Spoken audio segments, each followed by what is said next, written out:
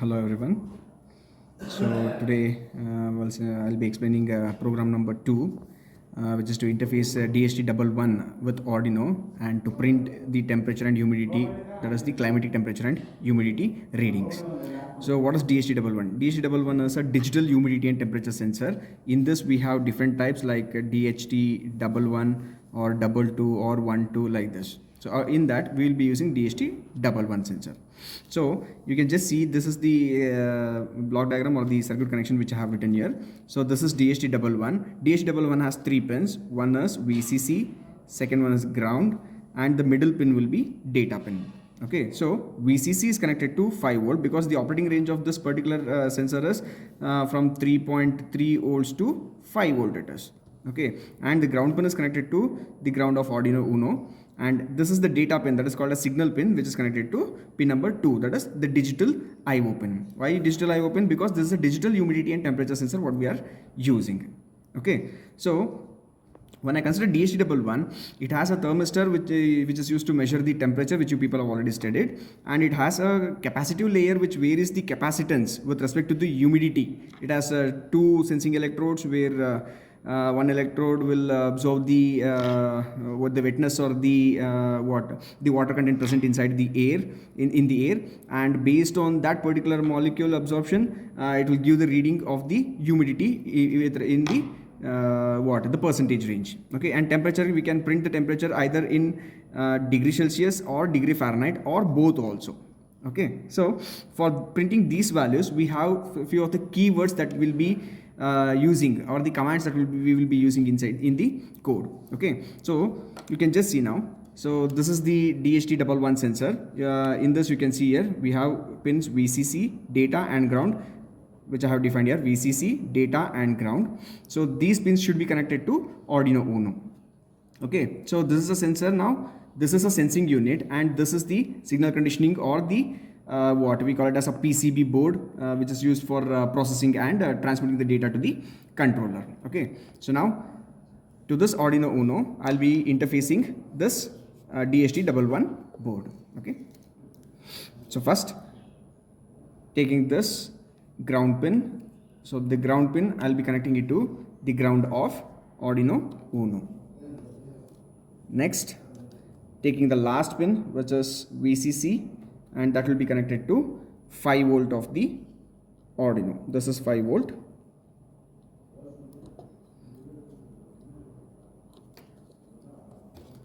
So you can just see now, when I connect VCC and ground, the sensor is powered up, the LED is turned on. Okay, and the middle pin, which is called as data pin or the signal pin, that will be connected to pin number 2, because in the code I'll be using pin number 2 as the signal pin or data pin. Okay, so now the code of it is this one.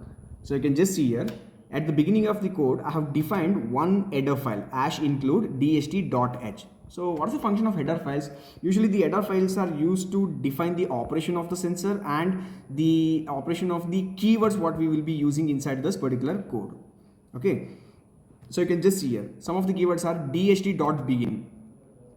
Okay, so this DHT.begin is one of the command or a keyword which is defined inside this header file. So how that particular DHT.begin or any other keyword it may be, or any other command it can be, how it has to work or how it has to function, that will be defined in this header files. Okay, so when we are interfacing external PCB based sensors or the components to the Arduino UNO or microcontroller, we need to define a header file which is helpful in the working or the functioning of that particular sensor. So #include dht.h is the header file I have used, and next I need to define the pin number. Usually, as I told you before void setup, we need to define all the pin numbers and types of those particular sensors what we will be using. So here, after the header file, I'll be defining #define is used to define the pin number. DHT pin number 2. In the connection, while showing the connections, I showed you that the data pin is connected to pin number 2 of the microcontroller. Next, #define data type, DHT type,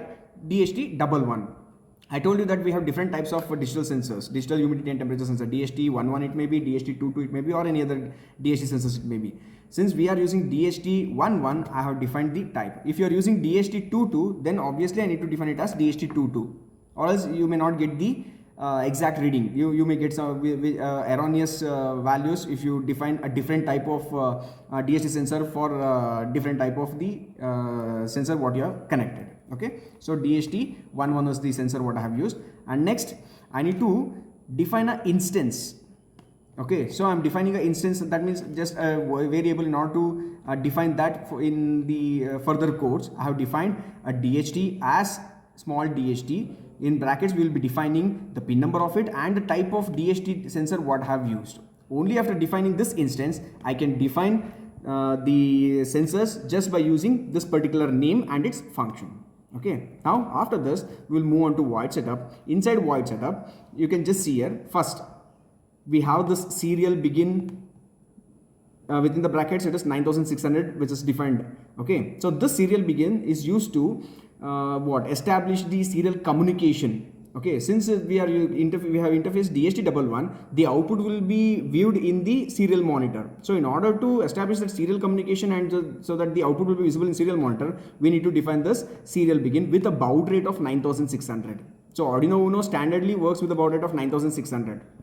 And we have other types of other baud rates like 1,15,000 it may be, or it can be 4,200 or anything it may be. It depends on the microcontroller what we are using. If I go with some of the expressive boards means if we have ESP8266, ESP32 it may be, 8266 it may be. If I use those types of boards, then I need to go with a different baud rate which is of higher baud rates, that is 1,15,200 it may be, or any other values. Okay, since we are using Arduino UNO, I am using 9600 as its baud rate. And now once I use the serial begin, I can define anything that can be printed on the serial monitor. So just by using this keyword serial.print, I can display anything as a character within the double quotes. When I use this double quotes, you can just see here, I have opened the double quotes here and I have closed the double quotes here. Within this, whatever I write, that will be just printed as a character. So since this is print ln means line new. So after the output is printed, serial monitor is printed with DHT XX text exclamatory mark, then it will whatever the next value that it needs to print will go to the new line because of this ln. Okay, and next keyword which is defined to begin. Okay, as same way as I begin the serial communication, the DHT sensor what we are using should also starts its working. So it has to get initialized. So in order to initialize that, we have used DHT.begin. This is just the beginning of the instances. Okay, and I have given a delay of 1000 in order to initialize time given to initialize this particular DHT sensors. Okay, and next coming to void loop. So the logic of this particular experiment is written inside the void loop now. So I have defined three variables, H, T and F. H means humidity, T means temperature in degrees Celsius, and F means temperature in degree Fahrenheit. So I have defined these variables as float. Why? Because the temperatures and humidities will be in terms of like it will get printed in terms of decimal values also. Like it can be, if I go with degrees Celsius, then it can be 32.17, 32.28 or 29.33, like that. If I don't have those decimal points to be displayed, then I can directly define it as int, integer.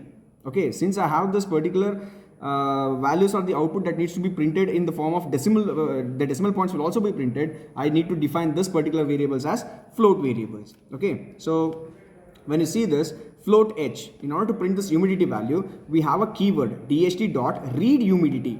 As I told you in the previous experiments, I am using a read keyword. When I use read keyword, it will just read the value from the sensor. If I want to write something into our output device, then I need to use write keyword. Okay, so since it is reading the value, so it is DHT.read humidity. And next, these are the functions actually which is defined in the header file. And next, float T, that means read temperature it is, but it will be in degrees Celsius. If I want to convert the degrees Celsius into the Fahrenheit, then it will be read temperature, within the brackets will be true values. Okay, that will be convert that degree Celsius into the Fahrenheit values. Okay, and next, before we start with printing the output values, first we need to identify whether the sensor is working properly or not. So in order to identify that, I have used a if statement where it is defined as if ISNAN of H or function ISNAN T or function ISNAN F. That means the three variables H, T and F. First, we need to identify whether ISNAN means is not a number. Okay, that means the values what I'm receiving to this particular variables, if it is not a number, then the sensor has failed to read the DHT sensor. That is what we need to print. Okay, if I'm receiving the number values into these variables, then the sensor is working properly, and then I'll just move on to the next loop. Okay, if it is not a number, it will just return the function and it will terminate the execution. Okay, since if the sensor is working properly, then I need to print those values on the serial monitor. So in order to print the values into serial monitor, I'm using serial.print as the keywords, and using these keywords or commands, I'm printing the values. As I told you, if I define anything within the parenthesis, that will be just a character that will be printed as it is on the output window. And here you can just see print serial.print. Within the brackets I have defined H without any parenthesis, without any double quotes. So that means what? Now this is a variable where a value is stored, and that value will be displayed directly onto the serial monitor. Okay, same way for the temperature, with T as the variable, with degree Celsius which is defined as the unit, and F to print the degree Fahrenheit values.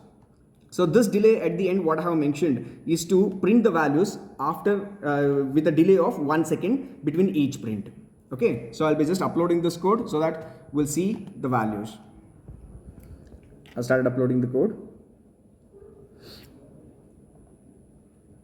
Done uploading. So now the code is uploaded. I need to see the outputs now. So in order to see the output, you can just see here at the right top, you have an image which shows a serial monitor, or you can also go to tools and you can just see here serial monitor. If you click on that, the serial monitor will open here with DHT.test. Okay, it has failed to read sensor. Sorry, here the connection is, the wire is disconnected, and now you can just see the values will start printing. Yeah, so you can just see here DHT print, and now the humidity is 34%, temperature is 34 degrees Celsius, and in Fahrenheit it is 93.20. Okay, so as I told you, this sensor is a digital sensor which is connected to a digital pin number 2. So you can see the values which are printed using the keywords or the functions which is defined in the header file, which defines the complete working of its keywords. DHT.read humidity is reading the humidity value which is 32%. DHT.read temperature is reading the temperature in degree Celsius value, and DHT.read temperature true, that is in Fahrenheit, it is printing in the Fahrenheit values. Thank you.